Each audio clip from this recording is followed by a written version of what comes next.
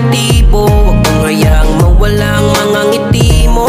Chill ka lang palagi at maging positibo. Basta gawin mo lang yung mga bagay na di mo ikakapangamak. Laging magpasalamat, gawin mo yan dapat kung anong nararapat. Lagi mong itatatak sa isip mo. Gawin mo lang ng gawin mga hilig mo. Gawin mo lang ng gawin mga hilig mo. Huwag mo na lang pansinin ang nasa paligid mo.